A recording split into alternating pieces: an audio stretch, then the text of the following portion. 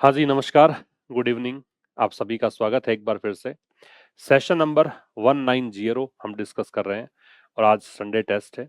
तो पिछले वीक में मतलब इस वीक में जो भी आपने पढ़ा है, उन सभी को इवैल्यूएट करने का एक बहुत अच्छा तरीका एक संडे टेस्ट में आप जब अपीयर होते हैं तो आप अपनी तैयारियों को परख सकते हैं कि आप कितना मतलब आपने 6 दिन जो मेहनत करी है वो कितना आप रिटेन कर पा रहे हैं, क्योंकि सबसे इम्पोर्टेंट चीज़ तो यही है कि कितना दिमाग में रह रहा है या बहुत सारी चीज़ें ऐसी भी हैं कि स्किप हो रही हैं, तो जो स्किप हो रही हैं उनको पकड़ के लेके आना है।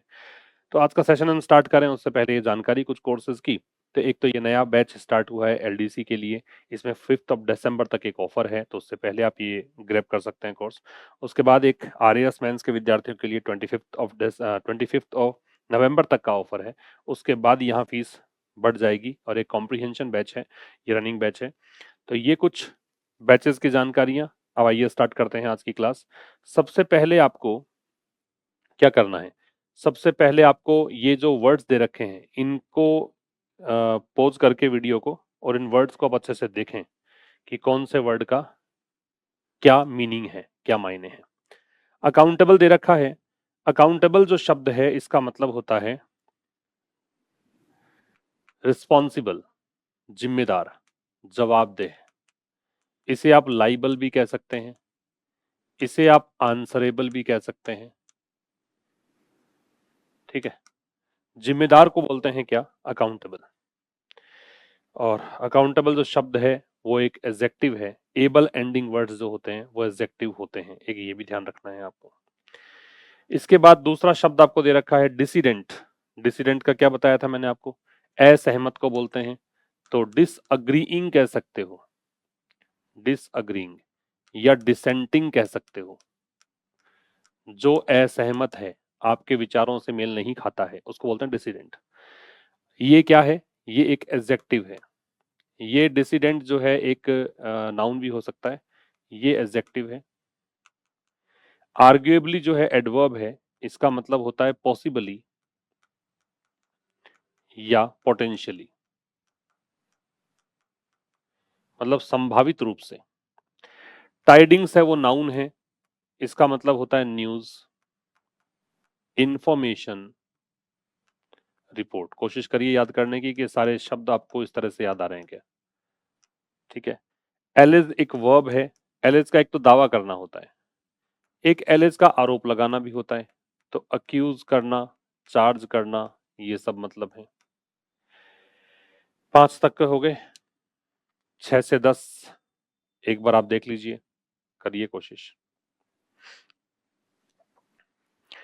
लैंडस्केप एक नाउन है, इसका मतलब होता है situation,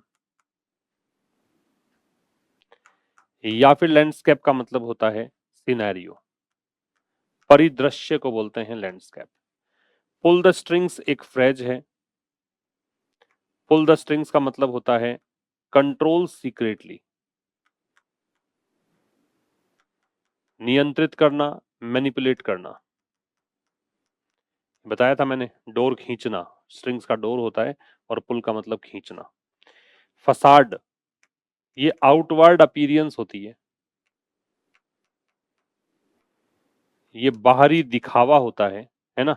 outward appearance, outer appearance इसको हम बोलते हैं। तो इसको आप प्रिटेंस भी कह सकते हैं, दिखावा, प्रिटेंस। फिर है कंसोलिडेट, ये वर्ब है। अच्छा ये क्या था? ये नाउन है, ये फ्रेज थी। कंसोलिडेट का मतलब होता है स्ट्रेंथन, या आप इसे कहते हैं फोर्टिफाई, मजबूत करना। ओवरसी वर्ब है, इसका मतलब सुपरवाइज करना होता है, मतलब निगरानी रखने को बोलते हैं, मॉनिटर करने को बोलते हैं। ठीक है, तो मॉनिटर भी लिख लो इसका, मॉनिटर। रेगुलेट भी होता है, निगरानी करना। ये तो वोकैबलरी पिछले वीक की। अब आगे बढ़ते हैं आज के क्वेश्चंस। ये आप वीडियो पॉज करके खुद आंसर दे दीजिए एक बार, उसके बाद मेरे सॉल्यूशन सुनिए। एल्यूरोफाइल है रिया, तो एल्यूरोफाइल का मतलब बताया था, फाइल का मतलब तो लव होता ही है, और एल्यूरो जो है इसका मतलब ये कैट लवर है। तो शी लव्स कैट्स डीपली, वो बहुत ज्यादा कैट्स से प्रेम करती है। द वर्ड ब्रेगर्ट,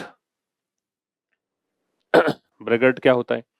देखिए दो शब्द होते हैं, एक होता है बोस्टफल और एक होता है ब्रैगर्ट।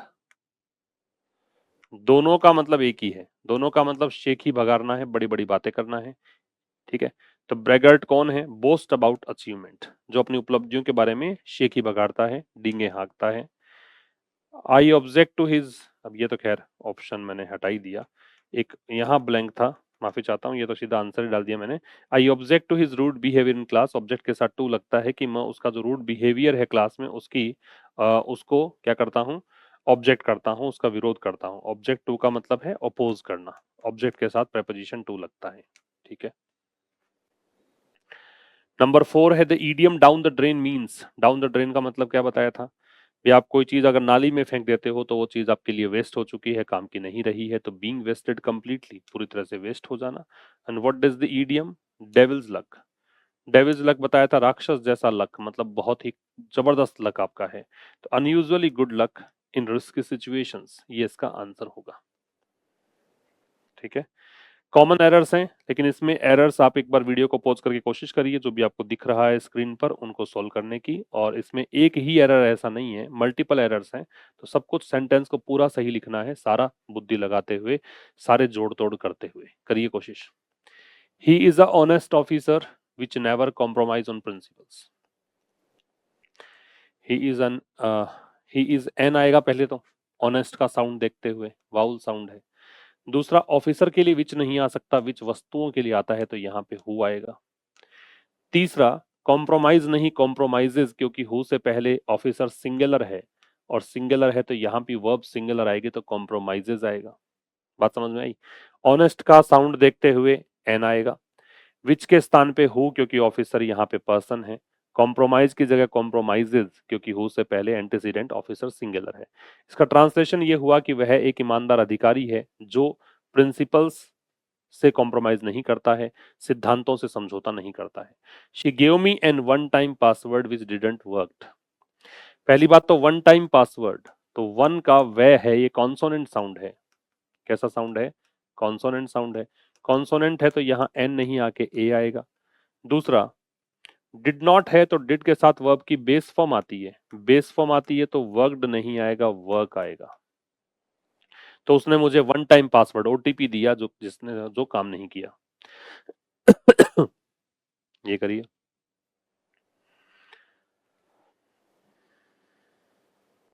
The committee reached at an unanimous decision despite of long delays.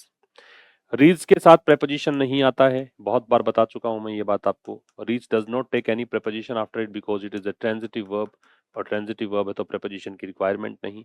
दूसरा, unanimous का साउंड देखते हुए n नहीं आएगा, a आएगा। यूनानिमस जो है वो कॉन्सोनेंट साउंड दे रहा है फर्स्ट लेटर।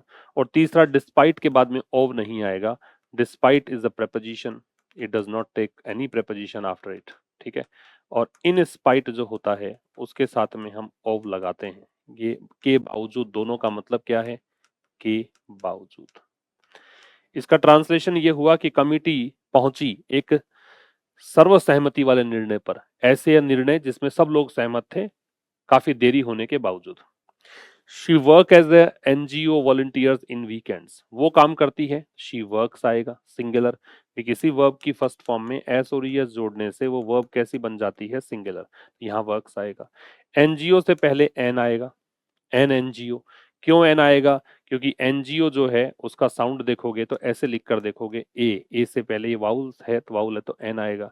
तीसरा, वॉलंटियर्स नहीं आएगा, वॉलंटियर आएगा, क्योंकि लड़की एक ही है, ये महिला एक है, सिंगुलर है तो वॉलंटियर। ठीक है, और इन नहीं आएगा, ओन आएगा। ओन वीकेंड्स होता है, इन वीकेंड्स नहीं होता है। तो she works as an NGO volunteer on weekends, वो काम करती है एक एनजीओ वॉलंटियर के रूप में वीकेंड्स पर। Anita is an hard work girl. Hard work मेहनत होती है, मेहनती, ये एडजेक्टिव चाहिए, और एडजेक्टिव चाहिए तो हार्ड वर्क ना आके क्या आएगा? Hard working. ठीक है, दूसरा, हार्ड वर्किंग का ये है दे रखा है फर्स्ट लेटर, इसको देख के हुए ए आएगा, एन नहीं आएगा। ठीक है, और फिर अनीता एक वचन है, सिंगुलर है, नाम है, तो गिव्स आएगा, गिव नहीं आएगा। गिव अप का मतलब हार मानना है, तो अनीता एक हार्ड वर्किंग गर्ल है, मेहनती है, ए लगाएंगे क्योंकि कॉन्सोनेंट साउंड है, और कभी भी वो हार नहीं मानती है, गिव अप नहीं करती है, ये इसका मतलब है। ठीक, अब आइए ट्रांसलेशन पर। आप खुद कोशिश करें एक बार वीडियो को पॉज करके। पहला क्वेश्चन, हमें अक्सर वही बातें परेशान करती हैं जिन्हें हम नजरअंदाज करने की क्षमता रखते हैं। ठीक है, हमें अक्सर वही बातें परेशान करती हैं। यहां तक की अगर बात करें तो वही बातें, ये सब्जेक्ट है, वही बातों को क्या बोलेंगे? Only those things. वही, यही होता तो दीज लिखता मैं। ओनली दोज थिंग्स, परेशान करने को हम पजल कह सकते हैं, ट्रबल कह सकते हैं। हमें के लिए अस लगा दिया हमने, तो only those things puzzle puzzle us. ठीक है, ये करती है प्रेजेंट सिंपल था इसलिए मैंने वर्ब की फर्स्ट फॉर्म यूज कर ली यहाँ पे। ठीक है, जिन्हें हम नजरअंदाज करने की क्षमता रखते हैं, तो दैट, जिन्हें, we have the ability to, नजरअंदाज करने को बोलते हैं इग्नोर या overlook. Only those things puzzle us that we have the ability to ignore, जिन्हें हम नजरअंदाज में क्षमता रखते हैं। हम रखते हैं, वी आ गया, रखने के लिए हैव आ जाएगा। देखो सब्जेक्ट हुआ, रखते हैं वर्ब हुई, प्रेजेंट सिंपल ही है वैसे तो, प्रेजेंट सिंपल है तो फर्स्ट फॉर्म लगा दी मैंने, हैव वी के साथ हैव लगता है, हैज नहीं आता। क्षमता के लिए एबिलिटी, क्षमता किसकी है दे रखा है, इसलिए दी एबिलिटी लगाया, तो फिर दी एबिलिटी ओव लगा दिया की के लिए। नजरअंदाज करने को क्या बोलते हैं? ओवरलुक या इग्नोर। अगला देखिए, उसकी खामोशी में एक ऐसी दृढ़ता थी जिसे ऑर्डिनरी लोग समझ ही नहीं सकते। ऑर्डिनरी मतलब सामान्य लोग नहीं समझ सकते। उसकी खामोशी में एक ऐसी दृढ़ता थी, यहां तक का वर्ड बनाएंगे। तो सेंटेंस में एक ऐसी दृढ़ता थी, ये सेंटेंस है। उसकी खामोशी में, ये तो बाद की बात है। ठीक है, तो ये देर से बनाओ, क्योंकि सीधा बनाओगे तो कॉम्प्लीमेंट इसमें मिलेगा नहीं। तो देर वॉज थी, तो देर वॉज लगा दिया। एक ऐसी दृढ़ता, ठीक है, एक ऐसी दृढ़ता को देर वॉज अ, या सच कर सकते हो, सच अ, दृढ़ता को फर्मनेस कह दो। There was such a firmness, उसकी खामोशी में, इन हिज साइलेंस, इन हिज साइलेंस। ठीक है, उसकी खामोशी में तो इन his silence. There was such a firmness in his silence, जिसे ऑर्डिनरी लोग समझ ही नहीं सकते, तो दैट, सच के लिए दैट लगा दिया। जिसे नहीं समझ सकते, ऑर्डिनरी पीपल समझ नहीं सकते, कैन लगाना चाहिए वैसे तो, लेकिन चूंकि वॉज लगा रखा है, पास्ट में जा रहा है, मैन क्लोज, इसलिए कुड कर दो, could not understand. That ordinary people could not understand. There was such a firmness in his silence, ऐसी दृढ़ता थी, that ordinary people could not understand, जिसे आम लोग जो है समझ ही नहीं सकते। जो निर्णय जल्दबाजी में लिए जाते हैं वे अक्सर सबसे अधिक नुकसानदेह साबित हो सकते हैं, होते हैं। ये प्रेजेंट सिंपल का पैसिव बनेगा, क्योंकि निर्णय लेने वाला यहाँ पे कोई नहीं है। ठीक है, ये पैसिव बनेगा प्रेजेंट सिंपल का, तो इज एम आर का सहारा लेना पड़ेगा इसमें आपको। तो क्या बनाओगे? डिसीजंस, या डिसीजंस, द डिसीजंस, वो निर्णय जो लिए जाते हैं, जो के लिए विच लगा दिया, लिए जाते हैं, आर टेकन, जल्दबाजी में, इन हेस्ट। दोज डिसीजंस या the decisions which are taken in haste, वे के लिए दे लगाने की जरूरत नहीं, क्योंकि डिसीजन की ही बात कर रहे हैं। ठीक है, अक्सर सबसे नुकसान साबित होते हैं, तो अक्सर के लिए ऑफन, साबित होते हैं के लिए प्रूव, है ना। और सबसे अधिक नुकसानदेह है, तो सबसे अधिक नुकसानदेह को क्या बोलेंगे आप? कि मोस्ट क्या होते हैं? हार्मफुल होते हैं। सबसे अधिक नुकसानदेह को क्या बोलेंगे? Most harmful. Often prove, most harmful. और यहां देन नहीं लगाया क्योंकि ये प्रूव का विशेषता बता रहा है, ये वर्ब है, वर्ब की विशेषता एडवर्ब बताता है, इसलिए हमें किसी आर्टिकल की आवश्यकता नहीं है। तो the decisions which are taken in haste, जो डिसीजन लिए जाते हैं जल्दबाजी में, वे अक्सर, अक्सर के लिए ऑफन, चाहो तो दे लगाओ, लेकिन ये डिसीजंस के लिए ही आ रहा है तो दे लगाने की जरूरत नहीं है, और ये कॉमा भी हटा दीजिए। Often prove most harmful. समस्या यह नहीं कि रास्ता कठिन है, तो the problem is not that, problem, समस्या, इज नॉट दैट, यह नहीं है कि रास्ता कठिन है, that the path is difficult. भाई पहले देखो यहां तक का बनाया, समस्या यह नहीं, अब इसको ऐसा मान लो यह नहीं है क्योंकि इसमें अंडरस्टूड है ये, तो problem is not that, problem is not that.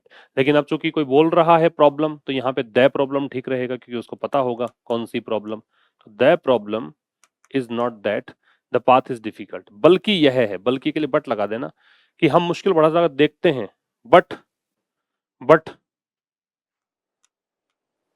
That यह है कि वी बढ़ा चढ़ाकर देखते हैं, वी सी देम, वी सी मुश्किलों को, द प्रॉब्लम्स, और बढ़ा चढ़ाकर मतलब या तो इसको करो, देखो एग्जेजरेट एक वर्ड होता है, या तो क्या करो कि हम एग्जेजरेट देखते हैं ऐसा ना करके ऐसा कर लो, we exaggerate, exaggerate, EXAGGERAT, exaggerate मुश्किलों को तो द प्रॉब्लम्स कर दो या दैम कर दो, ऐसा बन जाएगा। किसी व्यक्ति का वास्तविक चरित्र कठिन परिस्थितियों में ही उजागर होता है, तो the real character of a person, तो ये हो गया किसी व्यक्ति का वास्तविक चरित्र कठिन परिस्थितियों में ही उजागर होता है, होता है ता है ते है ती है प्रेजेंट सिंपल, तो उजागर करने वाला कोई नहीं, तो पैसिव इज रिफ्लेक्टेड, ये हो गया उजागर होता है, पैसिव बना दिया, ओनली इन, किसमें, कठिन परिस्थितियों में ही। अब कठिन परिस्थितियों को क्या बोलेंगे, इन चैलेंजिंग सिचुएशंस, ये आपका आंसर आएगा। ठीक है, तो ये था आज के संडे टेस्ट में। बताना आप कमेंट बॉक्स में कि क्या आपका स्कोर रहा है। मुलाकात होगी अब कल ठीक शाम 5 बजे एक नए सेशन के साथ। तब तक के लिए नमस्कार, थैंक यू वेरी मच।